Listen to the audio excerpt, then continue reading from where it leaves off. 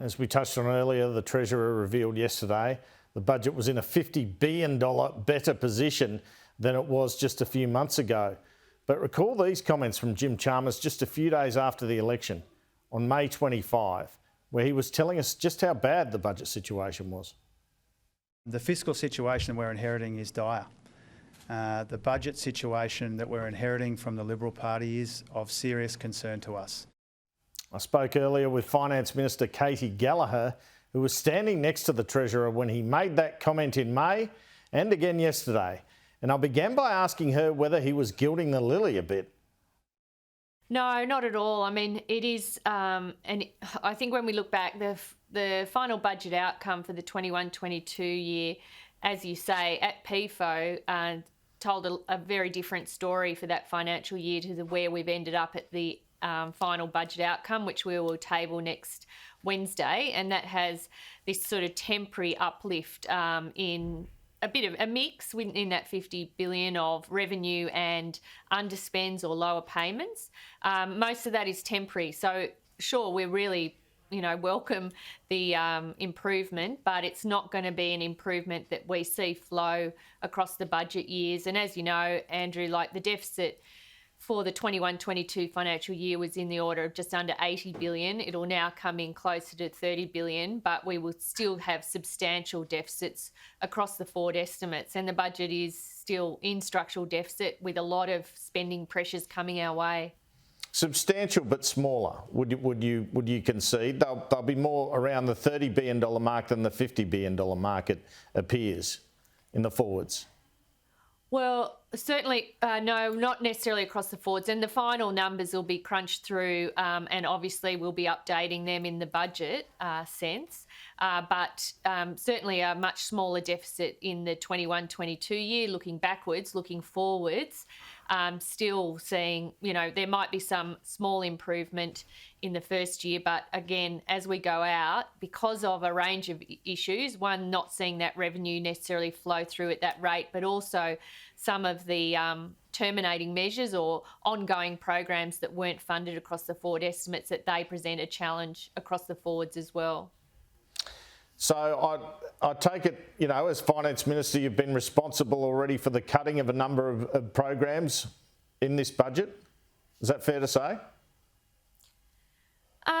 We're certainly doing the hard work. It's not easy. We're going through every measure that was in the March budget. We're going through the areas, those discretionary spending areas where we thought there was opportunity to make savings. We announced some savings in the election campaign that we will deliver on. In particular across the use of consultants and contractors. So that you'll see that come through in the budget, and there is opportunity to make some savings and to redirect some spending. But it's going to be a much longer piece of work, I think. We'll have this sort of stage one, and then once we get through the October budget, I'm going to have in place, and it's good from a discipline point of view, frankly, an ongoing audit process to make sure that we're spending people's precious dollars in the way that's going to deliver the best benefits. Okay, but I just want to take you back to Jim Chalmers' statement on May 25. Did you have any indication then from the Treasury Secretary that commodity prices would assist things in 21-22, would assist that final budget number? Well, at that stage, the last update we had was the PFO, which was released publicly by the heads of Treasury and Finance, and that was the set of official numbers that we took when we came into government that first week. I think if people have been following the monthly financial statements as they come out since we formed government, you have seen that revenue's been ticking ahead of where they Minister, expected. did Stephen Kennedy tell you that for 21-22 things would be better because of commodity prices, or did he not know? Did he tell you that then? Well, he's involved in the PFO, so his official numbers that we got were the ones that we got in the PFO that were released as part of the election campaign. We've then had a series of monthly outcomes that we obviously release. There's been the July statement by the Treasurer, and we've got the final budget outcome. So we're trying to be clear with people and let them know the information that we have. obviously that's all published, but that uptick in revenue, and that's only half the story, I should say. The other half is a series of underspends in programs that wasn't expected, or a failure to get the money out the door in the financial year, but it will still be spent. It just becomes a financial transaction that happens in the next financial year. So it's not all of that $50 billion improvement Understand. is linked to increase. Yeah. Can you tell us some? So there's a bit that we'll carry through. Can you tell us some of the bigger programs that are involved there where there was an underspend? Yeah, so on some of those demand-driven programs, like JobSeeker, there is about $1.6 billion less that got out, that went out than was expected, and that's obviously linked to the higher employment numbers that we've been seeing. So that, that's been I think 1.6 billion. Some of the other big payments to the states and territories, COVID-related payments, vaccination negotiations for contracts, that still all of these things get paid, but they will be paid at a later date, not in the 21-22 financial year. So they carry over and will be expended this financial year. So it's a series of different transactions, essentially. You and the Treasurer talked yesterday about this national conversation we have to have on the budget going forward. I might ask you here some of the things this might involve going forward. I'm going to ask you about these one by one. Could it involve a rejigging of the stage 3 tax cuts? Well, that's not a decision that we have taken, and we remain committed to the position we took to the election on those stage 3 tax cuts.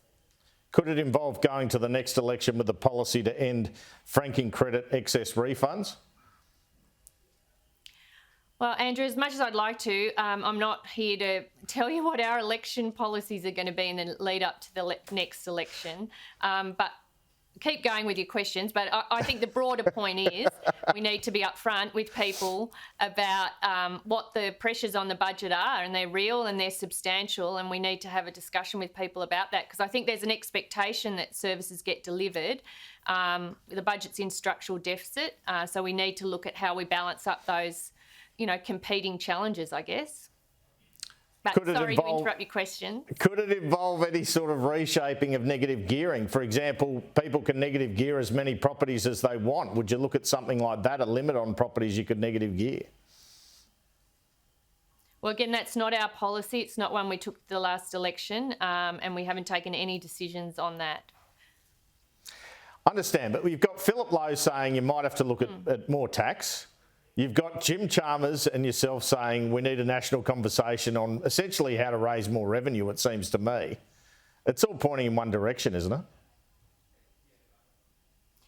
Well, I think what we're trying to do here, and it is different, it's a different approach than we had under the previous government, is be honest and upfront about the state of the budget and some of the challenges facing the country. And, I have no doubt that will elicit arguments on right across the board, from those that would like to see, tax changes, to those that think there should be no tax changes, to people who think there should be spending changes made and priorities reshaped there.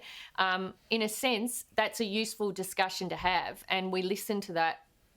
That's our job, and our responsibility, and certainly mine as Finance Minister, is not to pretend that things are easy, or that even decisions are easy, but that we have some challenges coming our way, and we have a budget that's under enormous stress. We've got to deal with the debt burden, which is increasing every time there's an interest rate increase. It increases the challenges that we've got there in managing that debt, and be upfront about that. I think it is a different way of operating, but it's a reasonable way, and people are mature enough to engage in that debate. All right, the New South Wales Treasurer Matt Keane's called for the new childcare subsidy to be brought forward, and we know some of the independents have done the same, but the government's decided not to do that. Why is that so difficult to do? Well, again, we are having this huge investment in childcare, so about $5.2 billion that we made. It's a big change. We need to put in place the systems to make sure that those arrangements flow properly, and we need some time to do that. The legislation, I think, goes in this week, and it hasn't come to the Senate yet. So there's some work to be done. So I think they're the reasons, but part of them is that was the commitment we took to the election, and that making sure that investment flows, smoothly, and that we've got through the legislation changes is also important. So the memorial service for the Queen will be in your home city tomorrow. What do you think that will mean to Australians? I think it's going to be a really important event. I think the last 2 weeks have shown how fondly Australians remember Her Majesty, and I've seen that here locally with the role that the nation's capital plays in these events, with people coming to wreath laying, coming to the proclamation of the new king, coming to sign the condolence books at Government House and Parliament House. So there's definitely, I think, a national mourning that has been happening over the past 2 weeks, and I think the memorial service tomorrow will allow us to join together and share in that as a nation for the first time following the funeral in the UK on Monday night or Monday. And finally, I know it's been a busy morning for you, so you might not be up to speed with this, but just in case you are, there's been a disturbing report about the treatment of Indigenous players at the Hawthorn Football Club. I think the AFL Chief Executive, Gil McLachlan, has apologised. He's certainly promised to take some action in relation to this with an inquiry. Do you have a comment on that or a reaction to that?